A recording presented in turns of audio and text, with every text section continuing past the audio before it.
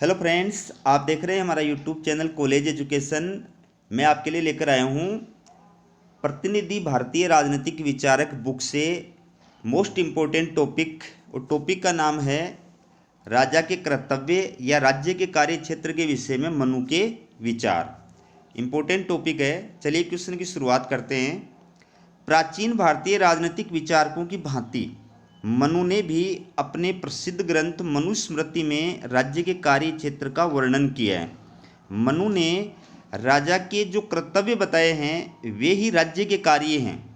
मनुस्मृति में राज्य के कार्य क्षेत्र का जो विवरण दिया गया है उससे पता चलता है कि राज्य स्वयं में साध्य नहीं अपितु राज्य धर्म या राजधर्म पर आधारित कार्यों को करने का साधन है।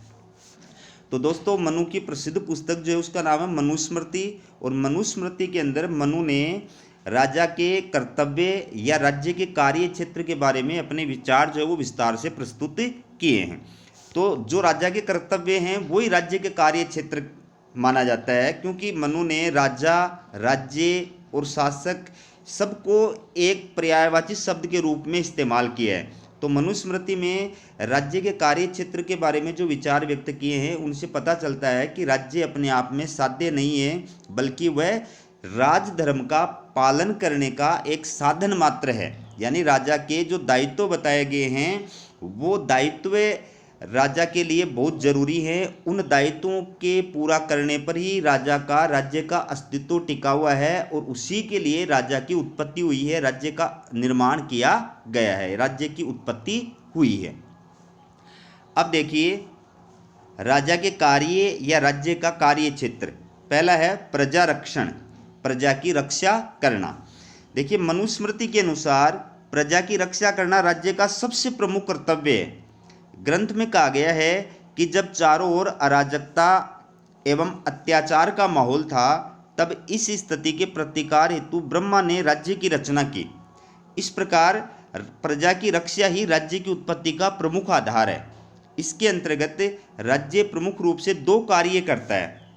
पहला है आंतरिक क्षेत्र में शांति और व्यवस्था स्थापित करना, इस हेतु अपराधियों व समाज कंटकों से प्रजा की रक्षा करना। और दूसरा है बाह्य आक्रमण से प्रजा की रक्षा करना। तो दोस्तों, मनुस्मृति में राज्य का जो प्रमुख कार्य बताया गया है वो प्रजा रक्षण बताया गया है, प्रजा की रक्षा करना बताया गया है। और इसी कार्य के लिए राज्य की उत्पत्ति हुई है या राजा का निर्माण किया गया है। मनुस्मृति में राज्य की उत्पत्ति के देवीय सिद्धांत का प्रतिपादन किया गया है और ये कहा गया है कि अत्याचार और अन्याय से प्रजा की सुरक्षा करने के लिए ब्रह्मा ने, ईश्वर ने राजा का निर्माण किया था, राज्य की उत्पत्ति की थी। तो राज्य की उत्पत्ति का प्रमुख आधार है प्रजा की सुरक्षा करना। मेन प्रजा की सुरक्षा करने के लिए ही राज्य का निर्माण किया गया है। तो प्रजा रक्षण के अंतर्गत राज्य के द्वारा दो प्रमुख कार्य किए जाते हैं। एक तो आंतरिक क्षेत्र में शांति और व्यवस्था स्थापित करना, ठीक है, और दूसरा है बाह्य आक्रमणों से प्रजा की रक्षा करना, राज्य की रक्षा करना। दूसरा जो कार्य बताया गया है वो है प्रजा पालन, ठीक है, प्रजा रंजन, प्रजा का पालन करना, इसी को लोक कल्याण भी बोलते हैं। देखिए, मनुस्मृति में प्रजा रक्षण के साथ ही प्रजा पालन एवं प्रजा कल्याण को भी राज्य का प्रमुख कार्य माना गया है। प्रजा पालन के दायित्व की पूर्ति के लिए राज्य अनेक प्रजा हितकारी कार्य करता है। जैसे कौन कौन से कार्य बताए गए हैं?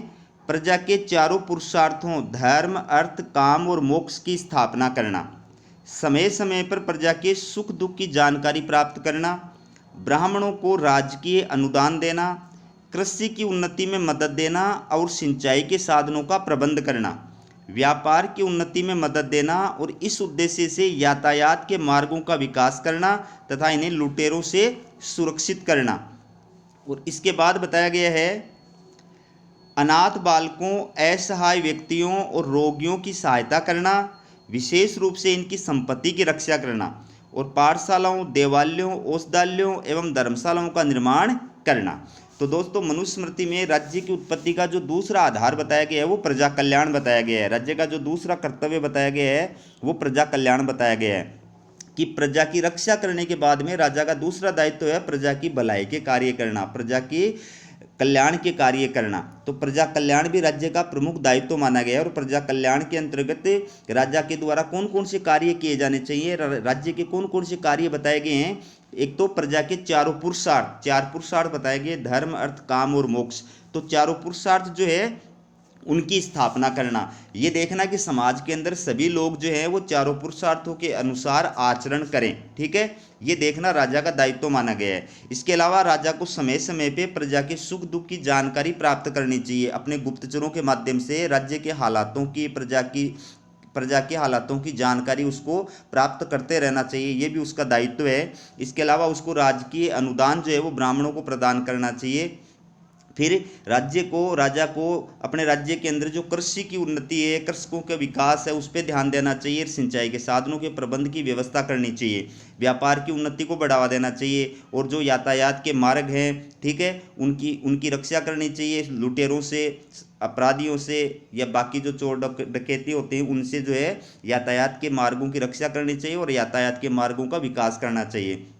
इसके अलावा राज्य में जो अनाथ बालक होते हैं, असहाय व्यक्ति होते हैं, रोगी होते हैं, उनकी राज्य के द्वारा सहायता करनी चाहिए, ठीक है। विशेष रूप से इनकी जो संपत्ति होती है, जमीन जायदाद वगैरह होती है, उनकी रक्षा करनी चाहिए। इसके अलावा राजा का ये भी दायित्व है कि वो अपने राज्य के अंदर स्कूल खुलाए, मंदिर बनवाए, अस्पताल बनवाए, धर्मशालाएं वगैरह बनवाए, ठीक है। ये सब कार्य जो है करना राजा का दायित्व माना गया है। तीसरा कार्य है प्रशासन व्यवस्था का संचालन और नियंत्रण। देखिए, राजा प्रजा के प्रति अपने दायित्वों को पूरा कर सके, इसके लिए मनुष्य संगठित और सक्षम प्रशासनिक व्यवस्था को अनिवार्य मानता है। विभिन्न प्रशासनिक दायित्वों के निर्वाह हेतु राजा द्वारा योग्य व्यक्तियों को अधिकारी और कर्मचारी पद पर नियुक्त करना चाहिए। राजा को यह भी देखते रहना चाहिए कि राज्य के कर्मचारी प्रजा के प्रति अपने दायित्वों का सही प्रकार से पालन करें।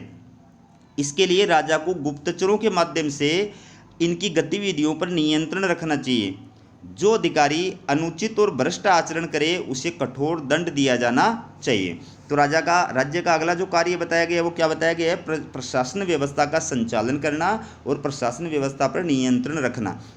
देखिए, शासन का केंद्र बिंदु यद्यपि मनु ने राजा को माना है, लेकिन पूरे साम्राज्य के प्रशासन का सुचारू रूप से संचालन अकेले राजा नहीं कर सकता। तो इसके लिए प्रशासनिक व्यवस्था का होना जरूरी है।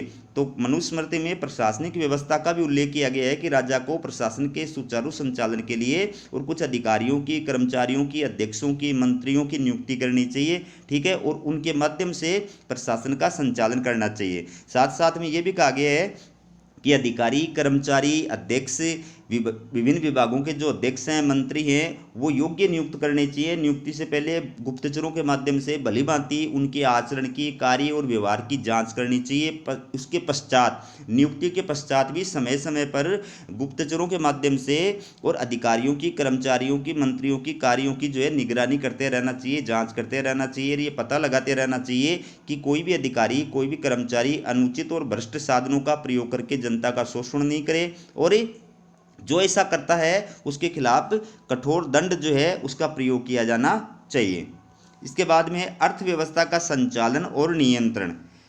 मनु ने कहा है कि प्रजा की भौतिक और आर्थिक समृद्धि को सुनिश्चित करना राजा का कर्तव्य है। राजा के द्वारा न्यायपूर्ण तरीके से प्रजा से कर वसूल करना चाहिए तथा उसे प्रजा पर अनावश्यक करों का बोझ नहीं डालना चाहिए। राजा के द्वारा कृषि एवं व्यापार के संचालन की उचित व्यवस्था की जानी चाहिए। राजा को व्यापारियों के हितों की रक्षा भी करनी चाहिए, लेकिन उसे इस बात का भी ध्यान रखना चाहिए कि कोई व्यापारी किसी प्रकार का आर्थिक अपराध जैसे मिलावट, अधिक मूल्य लेना, कम तोलना आदि नहीं कर सके। तो राज्य का अगला जो कार्य बताया है वो बताया है अर्थव्यवस्था का संचालन और नियंत्रण। दोस्तों, राज्य की आर्थिक गतिविधियों का सुचारू रूप से संचालन करना राज्य का प्रमुख दायित्व है, क्योंकि आर्थिक गतिविधियों पर, अर्थव्यवस्था पर ही राज्य की बाकी जो गतिविधियां वो निर्भर करती हैं। अगर राजकोष जो है भरा हुआ रहता है तो राजा जो है राज्य की सुरक्षा का दायित्व भी भली भांति कर सकता है और राज्य प्रजा कल्याण का दायित्व भी भली भांति कर सकता है। और वो कब होगा, जब अर्थव्यवस्था, आर्थिक गतिविधियां राज्य में सुचारू रूप से चलेंगी। तो इसलिए अर्थव्यवस्था का संचालन और नियंत्रण करना राजा का प्रमुख दायित्व माना गया है। और मनुस्मृति में कहा गया है कि प्रजा की भौतिक उन्नति और आर्थिक कल्याण के लिए राजा को जो है समुचित कदम उठाने चाहिए और न्यायपूर्ण तरीके से प्रजा से कर वसूल करना चाहिए, टैक्स वसूल करना चाहिए। अनावश्यक जो टैक्स हैं वो जनता पर नहीं लगाए जाने चाहिए। इसके साथ साथ व्यापार की उन्नति की ओर, उद्योग धंधों की उन्नति की ओर भी राजा को ध्यान देना चाहिए और व्यापारियों की हितों की रक्षा भी करनी चाहिए। लेकिन इसके साथ साथ व्यापारी जो है वो आर्थिक अपराध नहीं कर सके। आर्थिक अपराध का मतलब जैसे मिलावटखोरी करना है, अधिक मूल्य लेना है, कम तोलना है, कालाबाजारी करना है, तस्करी करना है, इस प्रकार के आर्थिक अपराध अगर कोई व्यापारी करता है तो उसके खिलाफ राजा के द्वारा जो है कठोर दंड दिया जाना चाहिए। अगला जो कार्य बताया है वो है सामाजिक व्यवस्था का निर्वाह व संचालन।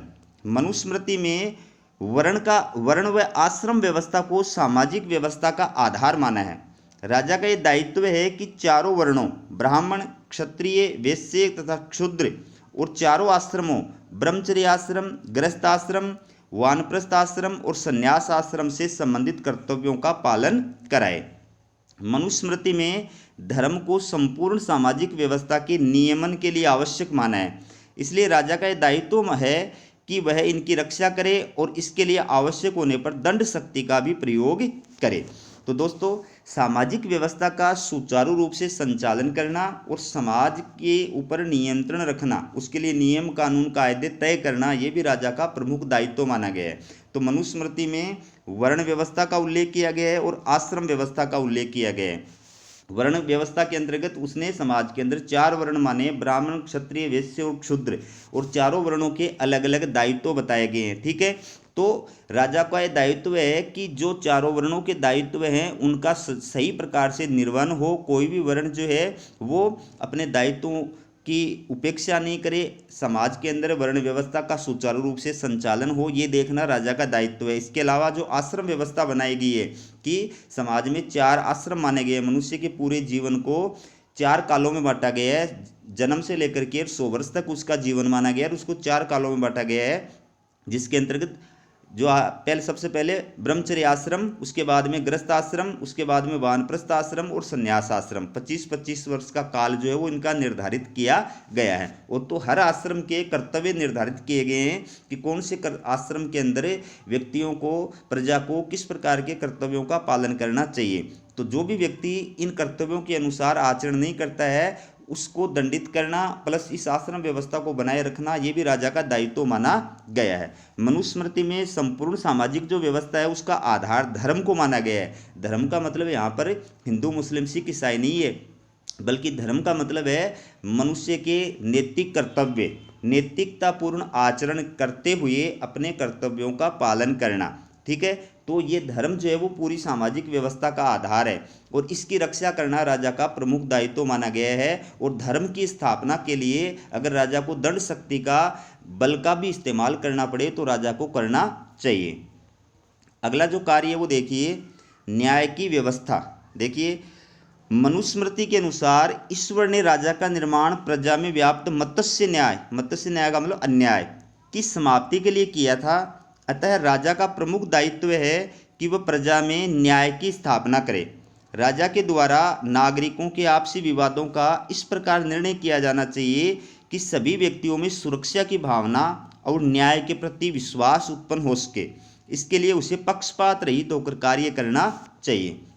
तो राज्य का अगला कार्य माना गया है न्याय की व्यवस्था करना, न्याय प्रदान करना, दंड और न्याय प्रदान करना, ये भी राज्य का महत्वपूर्ण कार्य माना गया है। क्योंकि राज्य का जो निर्माण किया गया था वो मत्स्य न्याय को समाप्त करने के लिए किया गया था। मत्स्य न्याय जिसमें हर शक्तिशाली जो था वो निर्बल पर अत्याचार करता था, निर्बल व्यक्ति का जीवन और संपत्ति सुरक्षित नहीं थे, तो उससे छुटकारा दिलाने के लिए और समाज में शांति और व्यवस्था स्थापित करने के लिए, किसी भी व्यक्ति के साथ में अन्याय नहीं हो, इसके लिए राज्य का निर्माण किया गया था, राजा की स्थापना की गई थी। तो इसलिए राजा का दायित्व है कि वो राज्य में न्याय की स्थापना करे। ठीक है, और किसी भी व्यक्ति का शोषण नहीं हो, उसके साथ अन्याय नहीं हो, ये देखना राजा का दायित्व है। व्यक्तियों के अंदर सुरक्षा की भावना हो और राज्य के प्रति उनके अंदर विश्वास बना रहे, इसके लिए न्याय व्यवस्था को सुचारू रूप से संचालित करना, बिना पक्षपात के संचालित करना राजा का प्रमुख दायित्व माना गया है। इसके पश्चात देखिए परराष्ट्र संबंधों का संचालन। देखिए, मनु ने परराष्ट्र संबंधों के विवेकपूर्ण संचालन को राज्य के आवश्यक कार्यों में शामिल किया है। मनु की मान्यता है कि अंतर्राज्यीय संबंधों के सही संचालन के द्वारा ही शासक प्रजा को बाहरी आक्रमणों से सुरक्षित रख सकता है। राजा को मंडल सिद्धांत, षड्गुण नीति और उपायों के द्वारा परराष्ट्र संबंधों का संचालन करना चाहिए। मनु का निर्देश है कि विभिन्न उपायों एवं मंत्रों के असफल होने के बाद ही युद्ध को अपनाया जाना चाहिए। इसके साथ राजा को दूत और गुप्तचर व्यवस्था का भी कुशलतापूर्वक संचालन करना चाहिए। तो मनुस्मृति में राज्य का अगला कार्य क्या बताया है? परराष्ट्र संबंधों का संचालन करना, जिसको अंतर्राज्यीय संबंध भी बोलते हैं, आधुनिक संबंध में जिसको फॉरेन पॉलिसी यानी विदेश नीति कहा जाता है। तो ये टॉपिक आपको कल पढ़ाया था, अंतर्राज्यीय संबंधों पर मनु के विचार, उसमें वहाँ विस्तार से समझाया था। तो विदेश नीति का संचालन करना, परराष्ट्र संबंधों का संचालन करना भी राजा का प्रमुख दायित्व है, क्योंकि विदेश नीति का कुशलतापूर्वक संचालन करने से ही एक राजा जो है वो बाह्य आक्रमणों से सुरक्षित रह सकता है और अपने मित्रों की संख्या बढ़ा सकता है और दुश्मनों की संख्या को घटा सकता है। तो इसके लिए राजा का दायित्व बताया गया है कि उसको मंडल सिद्धांत के अकॉर्डिंग, मंडल सिद्धांत कल अपन ने पढ़ा था, मंडल सिद्धांत के अकॉर्डिंग परराष्ट्रों के साथ में अपने संबंधों का निर्धारण करना चाहिए। और षड्गुण नीति, ये भी अपन ने कल पढ़ी थी, 6 लक्षणों वाली नीति, संधि, यान, विग्रह, आसन, संश्रय, द्विवेदी भाव, ठीक है, उपाय, साम, दाम, दंड, भेद, इन सब का इस्तेमाल करते हुए उसे परराष्ट्र संबंधों का संचालन करना चाहिए। इसके अलावा दूत व्यवस्था है, गुप्तचर व्यवस्था है, इनके जरिए दूसरे देशों के साथ अपने संबंधों को सुदृढ़ करने की दिशा में कदम उठाने चाहिए, कार्य करना चाहिए। अब इसी से जुड़ा हुआ दोस्तों टॉपिक है कि मनु का राज्य लोक कल्याणकारी राज्य है।